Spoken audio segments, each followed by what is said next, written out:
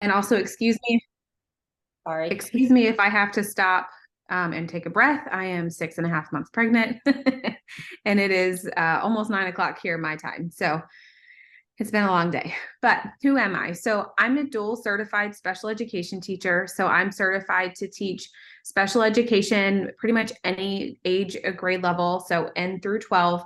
And I also am certified to teach elementary education, grade kindergarten through sixth grade. I'm also an IEP coach.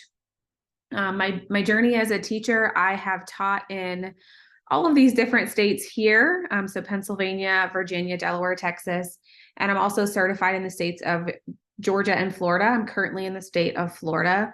And these are all of the different positions that I've held as a special education teacher. So I've pretty much done everything from co-teaching, push in, pull out, resource. I've done self-contained as a life skills teacher. And then I was also a high school IST facilitator, which is an instructional support team facilitator, where I worked with students who didn't qualify for special education services. So I helped them succeed at the high school level so that they could pass their classes and graduate and all that fun stuff. So that's a little bit about who I am. And so my presentation today is really just based off of the questions that were provided to me to kind of just answer some basics for y'all about IEPs and what SMART goals look like in the IEP process. And then at the end, if you have any questions, I'm happy to answer what I can for you. Well, there we go. Okay, so most of you are here probably already because your child has an IEP, but I wanted to start really at the beginning and share with how your child gets an IEP, but then also move into what the IEP process itself looks like from an educator's point of view, just so that you're aware, because we are going to be talking about collaboration as well within this presentation. So I want you to just know where teachers are coming from, maybe not so much school districts, which we can also get into, but definitely where teachers are coming from when we are advocating for your children and advocating for the services that they deserve and that they have the right to have. So when it comes to actually getting an IEP, these are the very broad steps into getting your child an IEP. So first, you have your recognition that your child is not succeeding with the grade level curriculum as compared to their peers. So when I say peers, I mean their same aged peers. So if your child is 12, their peers would also be that same age and that grade level with them. From there, you're going to see that pre-referral. This can come from you as the parent. You can, ask your child to be evaluated, or someone at the school may reach out to you and say, hey, we think that Stephanie might benefit from special education services. We would like to, have her evaluated. And if that's the case, if it's an evaluation, you as the parent or caregiver do have to provide consent for that. And so once you move into the referral process and you move into the evaluation process, see how it says provided parental consent. So pre-referral can look like the school providing accommodations or modifications, going through the RTI process, different things like that. Depends on the school district, how they handle all that pre-referral. Usually it's a lot of data, lots of different interventions and things that the school will try to see what your child needs to benefit from different interventions to succeed with their same aged peers. Pre-referral, you then go into the referral and then into the evaluation. If your child is found eligible for special education services, that is when they would move into the eligibility category here. And you would have your IEP meeting where you would determine what your child needs in terms of special education services, which moves you then into the IEP process. If your child is evaluated and not found eligible, then you would stop here. You are allowed to disagree with that. You are allowed to get outside evaluations. They're called IEEs.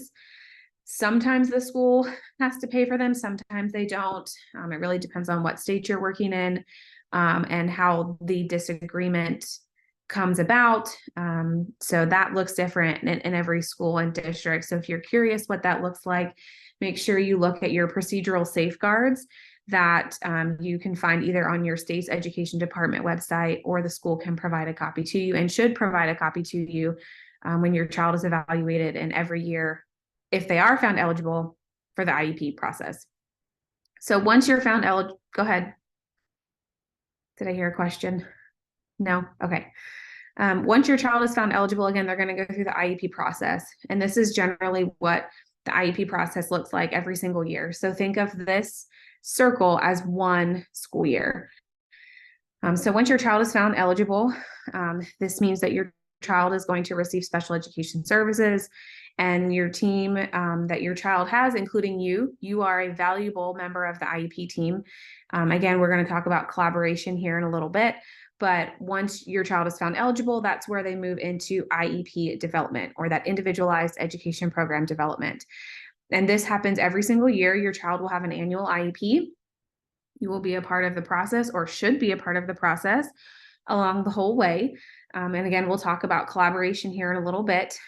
But this is where you're going to develop your child's IEP with the team.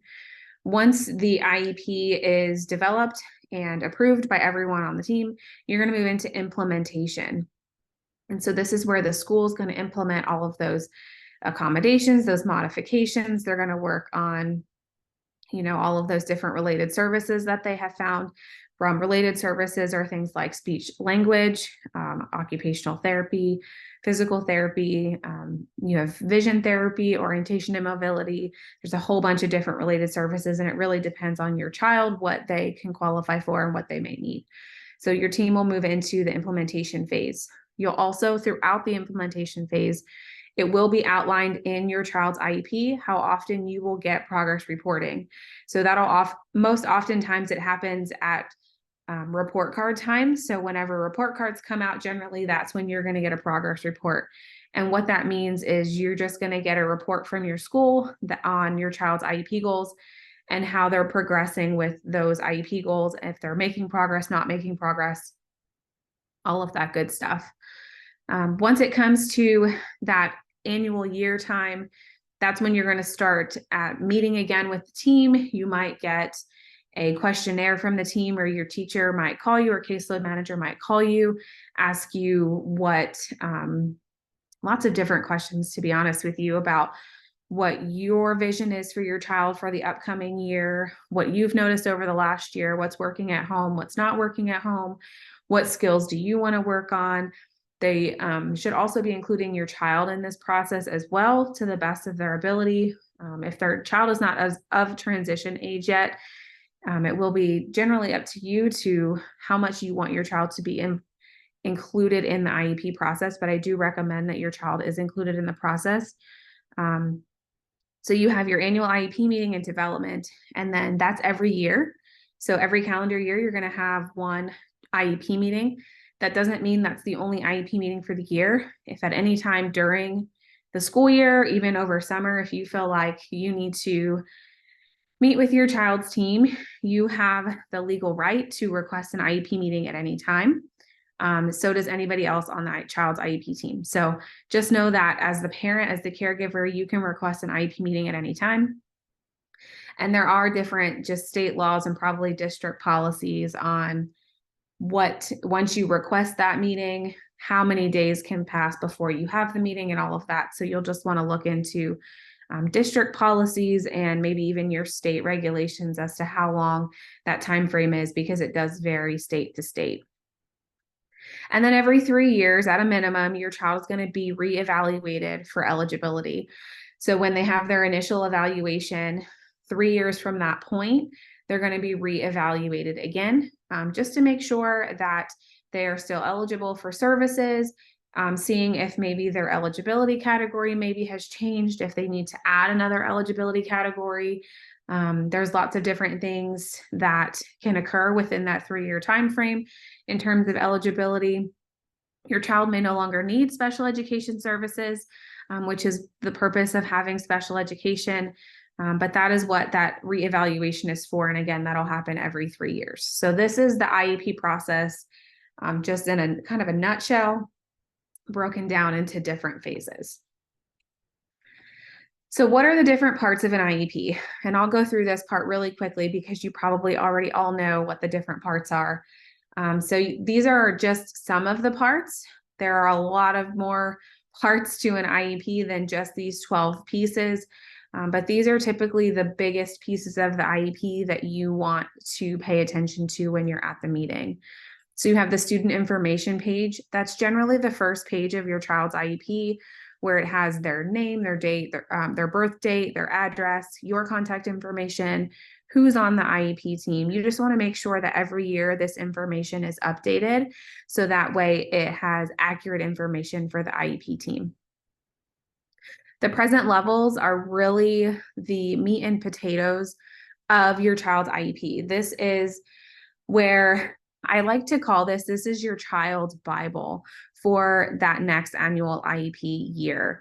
This is where all of the data is going to be. So any person that works with your child, even including yourself, if you're working with them at home, or if you have outside service providers, let's say your child goes to an outside speech language pathologist, and you share the IEP with them just so that they're aware of what they're working on in school. That speech pathologist should be able to read the present levels and know exactly where your child is in terms of where they're performing, what they can do, what their strengths are, and everything in between.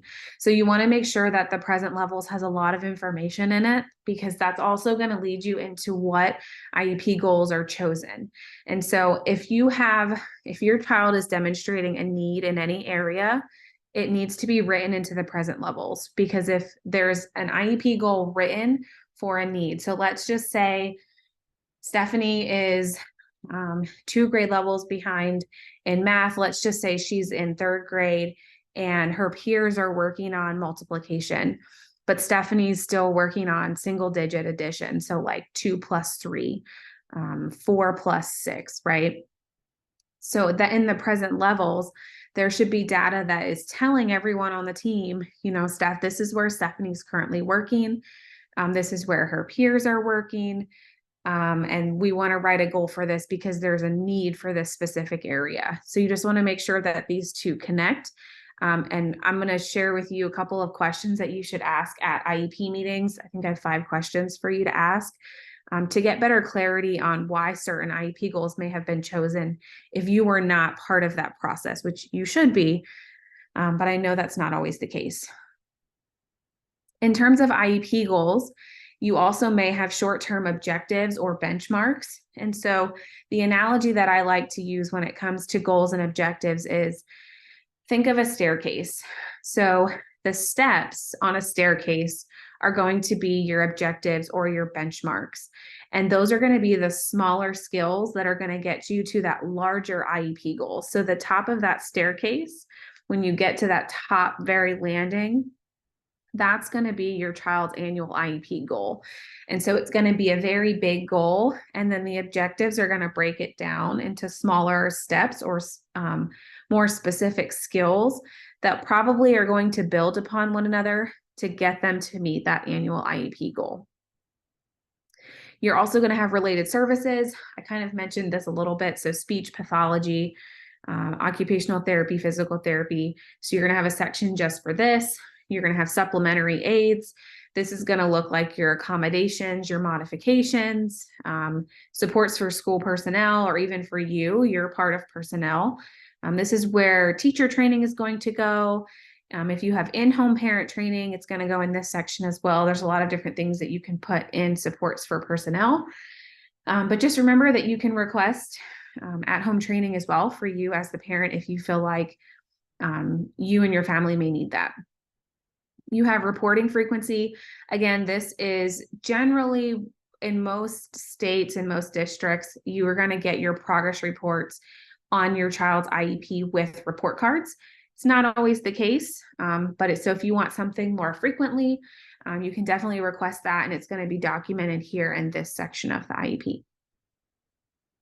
You have participation in testing. So this is testing at your school for the district itself, and also state testing.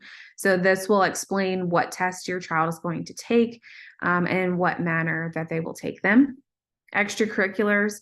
This is generally a checkbox or something that an administrator or whoever is running the IEP meeting is going to share with you, but your child has the right to be educated with their same aged peers that are non-disabled, as well as any extracurriculars or sports that the school does, or this could be like a play that's put on by the school, after school, any after school clubs or things like that, though your child has the right to be included in those with their non-disabled same aged peers. And that explanation is usually in this section. You have transition, which is transition age. Well, in the state of Florida, it's age 12. I'm not sure what it is in the other different states, but according to the United States law, the IDEA, it is age 16. I know in a lot of other states it's age 14. And this is when you begin, transitioning your child to thinking about what career path do they want to follow? Where do they want to live after they graduate high school? Do they want to go to college? Do they want to learn a trade? That is where the IEP team starts helping your child transition towards those goals. And so you will be a big part of this. Your child then at transition age becomes part of the IEP team. They are invited to the IEP team, to the IEP meetings, and have to be a part of that process. So this is why it's important, even when you have younger children, that they can be a part of the process, whether that's just them sharing their favorites, like what they like to eat or what their favorite color is or their favorite subjects, or there's other different ways children can be involved, especially in elementary school. There's lots of different ways. And then extended school year, which could be a whole presentation on itself, but extended school year, just in general, I just want you to know that there are 7 different things that schools have to look at when it comes to extended school year. It's not just based on regression and recoupment, which is what a lot of school districts will tell you. Extended school year is also not just for summer. I know that's what, even as teachers, I believe that for a long time because that's just what we're told. But extended school year can happen at any time during the school year, during extended breaks. So over winter break, if you have a fall break or a spring break, it could be after school. It just really depends on your child. So talk with your IEP team if you're curious about that. These are just different parts of the IEP. Again, there are a lot of different parts in the IEP as well. Lots of other little check boxes like, AAC devices, communication, things like that. If your student is hard of hearing or has a vision deficit, there's going to be different sections in the IEP for that as well. But these are just the sections I wanted to cover really quickly. So let's talk more specifically now about SMART IEP goals. And I will tell you exactly what that stands for if you're unaware, but I want to talk about some other things really quick when it comes to IEP goals. So when we write IEP goals, we are writing IEP goals for skills, not standards. Depending upon the state that you're in or the district where your child goes to school, they may have what is termed, and they call it not standardized, standards aligned IEPs.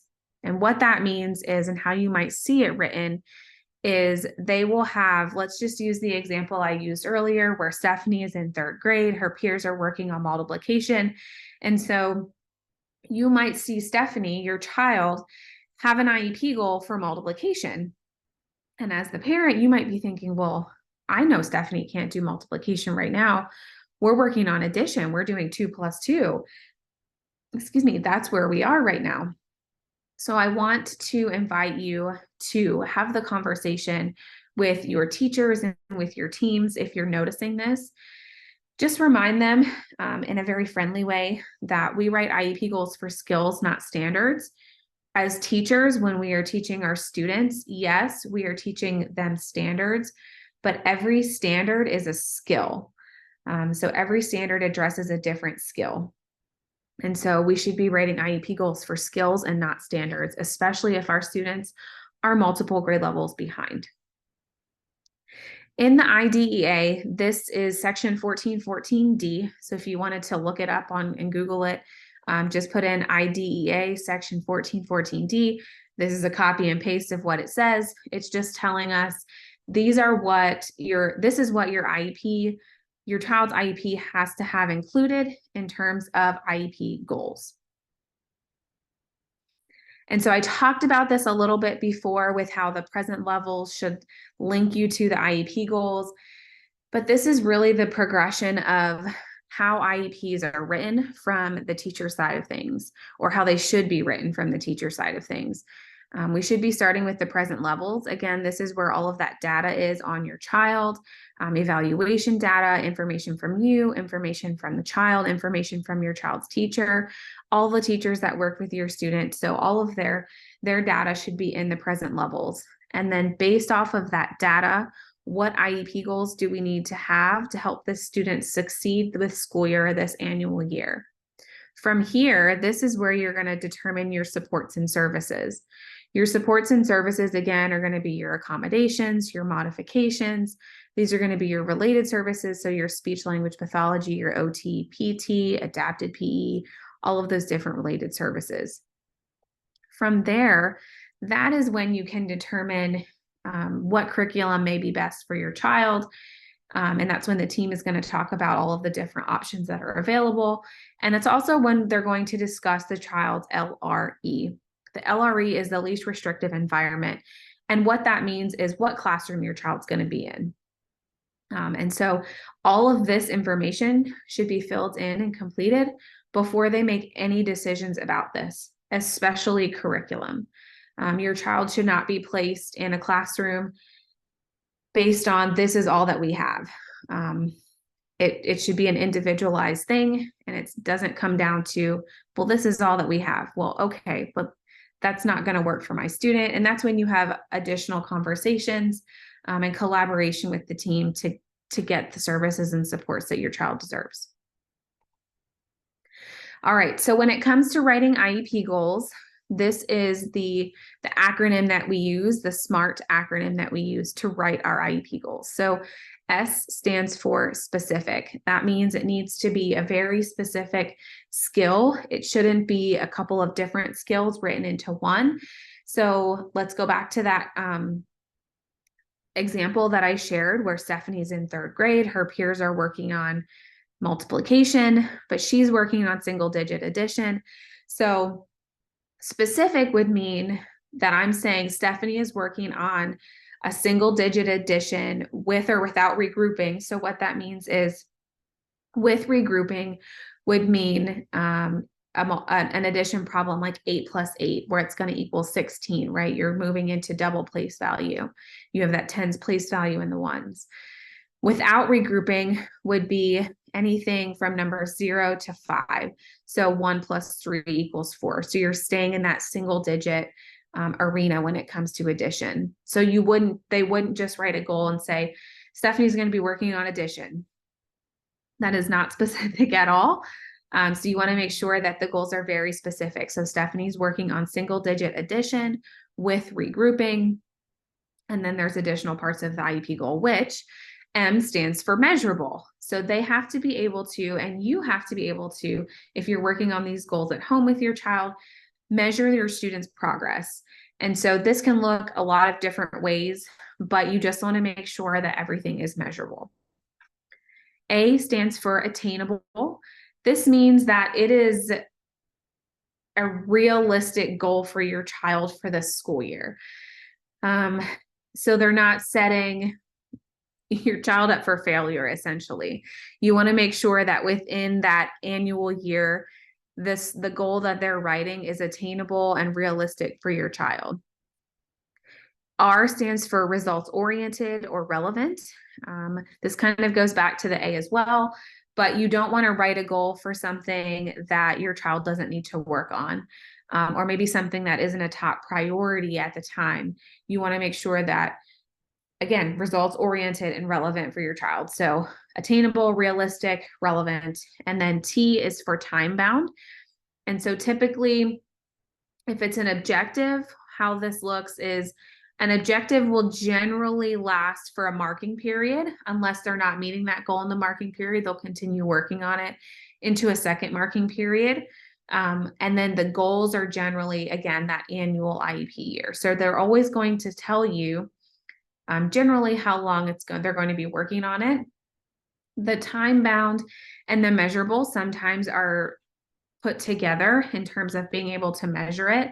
So you might see, let me think of one off the top of my head. So Stephanie, given addition flashcards, Stephanie will perform a single digit addition math problem with regrouping with 80% accuracy, which 80% accuracy, that's a whole other conversation, but 80% accuracy in 3 of 4 trials or 3 or 4 consecutive trials.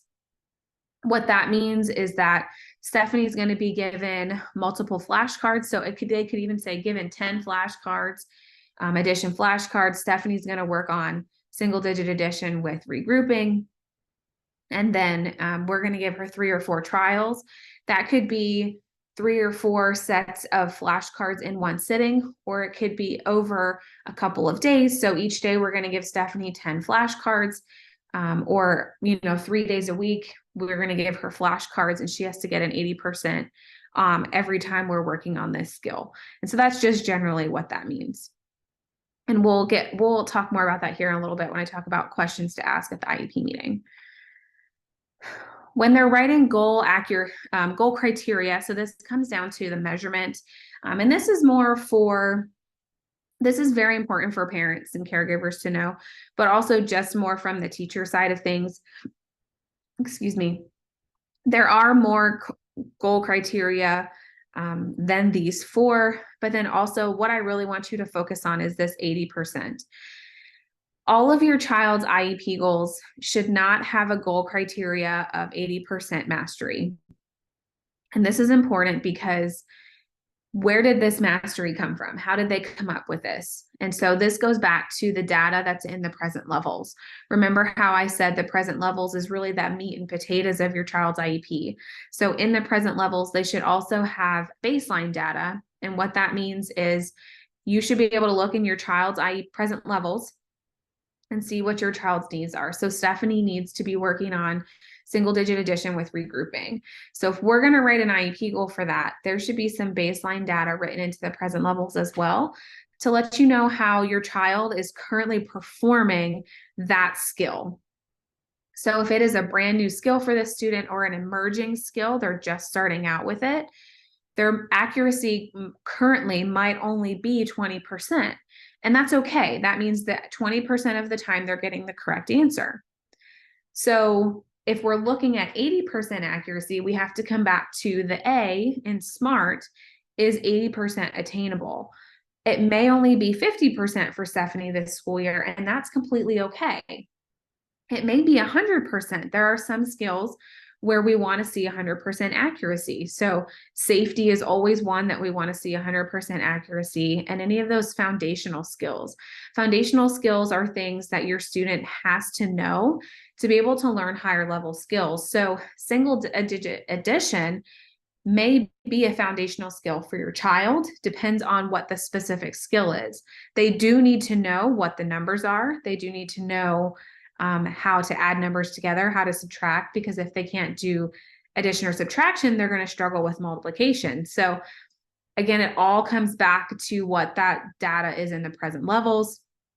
But have this conversation. If you're seeing 80% accuracy on every single IEP goal in your child's IEP, have a conversation with your child's IEP team and just ask them, why are we choosing 80% for all of these goals? Where is this goal criteria coming from? Can you please explain and clarify for me? Now, if your child is grade levels behind, I'm going to keep using that Stephanie is in 3rd grade working on single digit addition. And remember, we talked about standards. All of the standards are skills. We write IEP goals for skills. And so when your child is multiple grade levels behind, we're not going to write an IEP goal that's going to put them at grade level with their peers. Yes, we want them to be at grade level with their peers. But realistically, again, coming back to those SMART goals, we have to write IEP goals for where Stephanie currently is to help her get to where we want her to go. And so a lot of the time when it comes to writing these IEP goals for students that are grade levels behind their peers, we're using prerequisite skills. And some states like Texas, they have these already kind of mapped out for teachers to help them. Excuse me. And at the intentional IEP, we actually have what we call our IEP matrix, which helps parents and mostly IEP teams determine, here's the grade level skill, here's where my child is, what is a realistic, attainable goal for my child for this student in this school year. And so it helps them with that. But I just wanted to give you this little kind of behind the scenes look at how we determine what skills to work on next when a child is grade levels behind their peers. So signing the IEP at the IEP table, this one's going to be a quick kind of explanation. You don't have to sign the IEP at the IEP table. In some states, I forget how many it is. I looked it up recently and I forget how many it is. And there are some states where you don't have to sign the IEP for it to go into effect. There are some states where you signing the IEP makes it go into effect. So you just want to know in your state, so whatever state you're residing in where your child is going to school, what are the state regulations for signing the IEP? However, you don't have to sign the IEP, whether you agree or disagree. Again, check your state regulations, but if you disagree with what the IEP says, you're going to want to schedule or have the team schedule another IEP meeting. You're also going to want to look back at your procedural safeguards to see what your rights are as a parent and what your students' rights are in terms of having disputes with your child's IEP team in terms of what supports and services you believe your child needs that you want the school to provide. And again, this all comes back to the specific state that you're working in. So check your state regulations and check your state's procedural safeguards, which both can be found online. If you're in Florida, for example, I would search Florida Special Education Procedural Safeguards, and it's a PDF. It will pop up. It is very dry. It is not anything fun to read. I read them. I read Florida's, I think 2 summers ago, and it took me 2 or 3 days as an educator because it's not interesting information. But it's very important information to know, especially when it comes to disputes and just knowing your rights as a parent at the IEP table. IEP team collaboration. So this is one of my favorite topics to help teachers with. A lot of the trainings that I do, I help with a lot of teachers. And so that is really my goal, is to help bridge the gap between teachers and parents, because I think that when we work together, really great things can come from that. And so what team collaboration is going to look like might be very different from what my IEP team looks like versus what your IEP team looks like versus what another student in your child's class's IEP team looks like. And that's okay. Every IEP team, the analogy I like to use is every IEP team is going to have a different dance that we all dance to. We all have a different flow that we move to, and that's okay. Then we just have to learn together and work together. So just within the IEP process itself, you want to make sure that you're a part of the process throughout the whole thing. You're not just showing up to the IEP meeting and signing your name and saying, I'm good with it, or I'm not good with it, or I think this, or I don't think this. When you know your child's IEP is coming due, meaning that your IEP meeting is coming up, if your child's teacher hasn't reached out to you to include your input in the IEP or to ask for your parent input statement, you can reach out to your child's teacher. I would send it via email and just say, hey, I just wanted to share my input for the upcoming IEP meeting, for Stephanie's upcoming IEP. Here are some things I've noticed that are working really well with Stephanie. Here are some at home. Here are some things that I'm noticing that, aren't going so well at home. That can translate into school life as well. So knowing as a teacher what works well and what doesn't work well at home can also help us a lot in the classroom. You can also share, I would love to have Stephanie work on this skill this year, or at home, we're really, really, really working on trying to get Stephanie to pack up her own things at the end of the day, to get her backpack ready for the next day, working on unpacking it when she gets home so that way her lunchbox doesn't sit out all night and then she doesn't have a lunch for the next day or something like that. Share that information with the IEP team because we can help you with that. But if your teacher isn't reaching out, don't tell them that I said this, but shame on them. They should be reaching out to you. But you can take the initiative and be a part of the IEP team as well. And just make sure that that information is included in the IEP, because we can help you with those skills. So that is one way, is just kind of reaching out before the IEP meeting. You can also reach out throughout the school year and ask, is there anything that I can do at home to help what you're learning in the classroom? It really depends on your child's teacher, your child's caseload manager, and again, that dance that you guys have together as a team. So just reach out, ask what you can do to help, share your input, and through those conversations and that open communication, you're really going to build that collaboration in that team. So again, it can look very different team to team. But here are 5 questions that I recommend that all parents do ask at the IEP meeting if you have additional questions or want clarification. So the first question is, who is responsible for implementing this support or service? How often, where, when? So if you are looking at the supports and services, so accommodations, modifications, related services, things like that, and you're not sure, well, who is the speech language pathologist? How often are they going to see Stephanie? Where are they going to see her? Is it going to be in her classroom, or is she going to be pulled to the speech language pathologist office? When is she going to be pulled? At specific days of the week? You have the right to ask all of these questions, and they're actually really good clarifying questions to ask.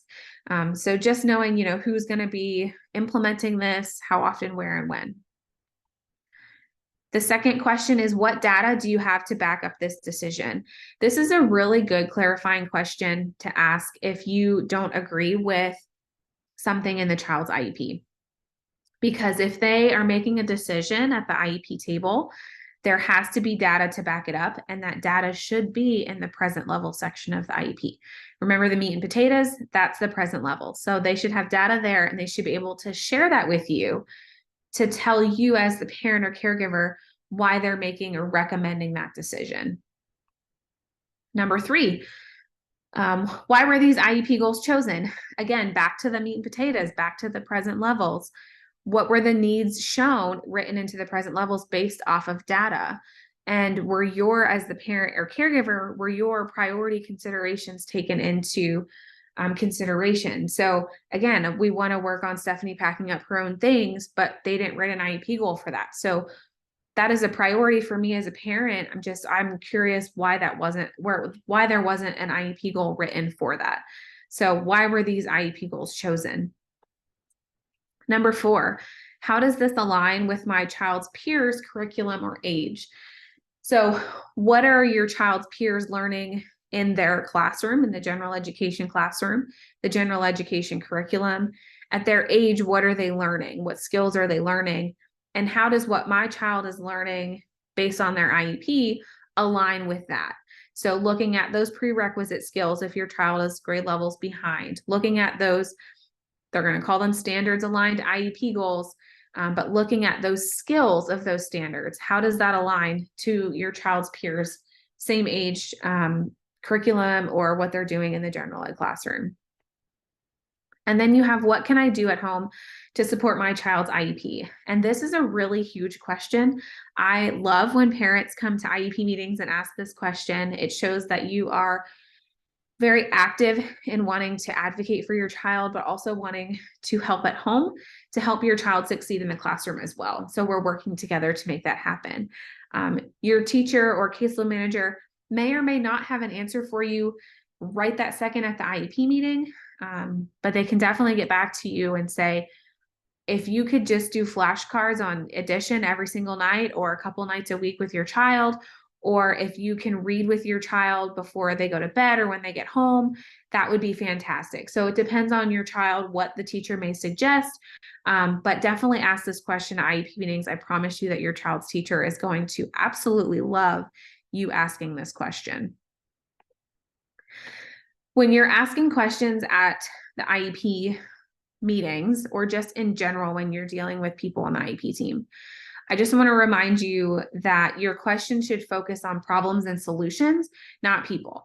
I'm not saying that you can't dislike people on your child's IEP team. However, when you're asking questions, it should be focused on, I'm noticing this problem, what is the solution? And the problem could be you disagreeing with an IEP goal, or the problem could be, I know that Stephanie's peers are working on multiplication, but I don't see an IEP goal written for addition. So how do we solve this problem, right? So it just depends on what the problem solution is, but you want to focus on the problem solution, not the people. All right, that is all that I have for you in this presentation. If you ever want to reach out to me, you can find me at theintentionaliep@gmail.com. I'm on Facebook, Instagram, Pinterest at The Intentional IEP. I'm here to help you if you have any questions. We have a team of special education teachers. We also have a free Facebook group where we can help you with different IEP questions if needed. But please reach out. Again, you will get all of these slides. And then I see that we have some things in the chat. So let me stop sharing. And then we can go into the Q&A.